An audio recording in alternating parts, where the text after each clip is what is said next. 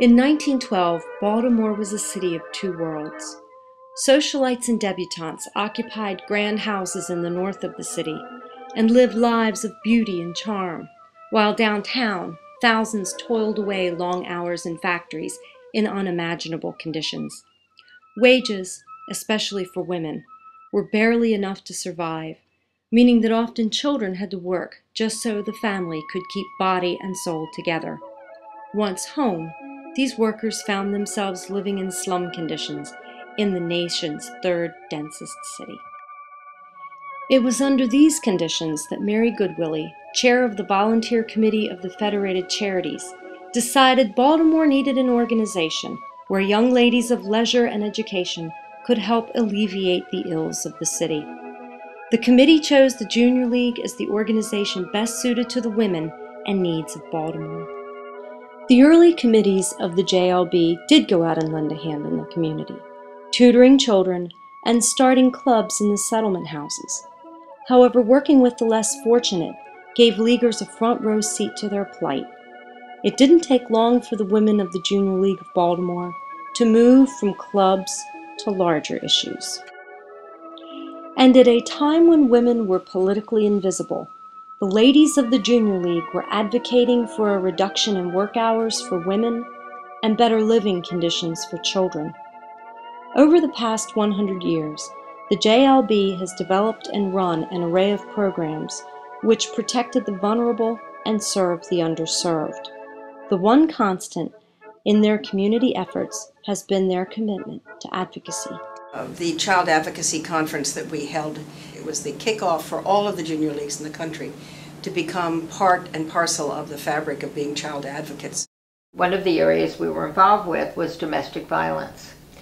When there's a trial and someone is being accused of having killed and or assaulted someone, that they can present extenuating circumstances to show that the reason that person assaulted the other person or killed the other person was because of the long history of having been battered. Bill is now a Maryland law. A recent program, which continues to touch both the community and our members, is the Hamden Family Center. The city didn't really look to Hamden to put resources in.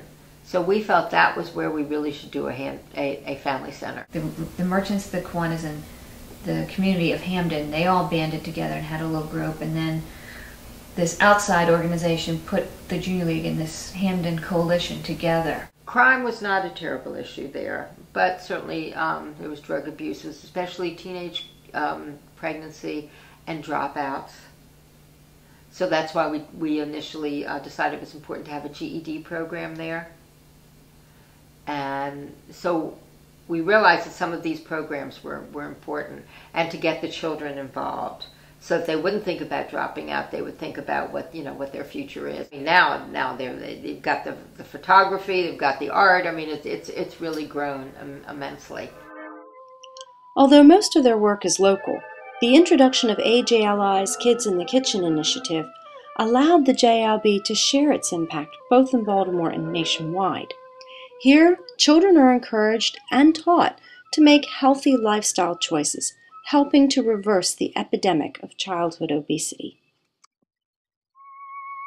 The work of the Junior League not only transformed the physical landscape of Baltimore and the lives of its many citizens, but it also transformed the women of the Junior League, taking them from good-hearted volunteers to agents of long-term change. It's two parts, I think. Part of it is enabling women, enabling them by training and exposing them to a variety of opportunities with work in their community, and then it is to turn them loose on the community.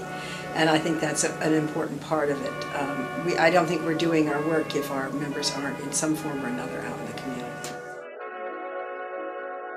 The whole point is to have you come in contact with the life of the city, to have you know what is going on, and to have you give your own services. It is an education for you, and the only way you can benefit from it is through your personal contact and active work. Juliana Kaiser Clark, 1914. I would like to see the league continue for another 100 years. I'd like it to be available for women like me to come along and have a place where you can do this kind of work, learn these kinds of things, meet these kinds of women. You know, realizing we have a history and we have made a difference in Baltimore. We really have made a huge difference through the years in Baltimore.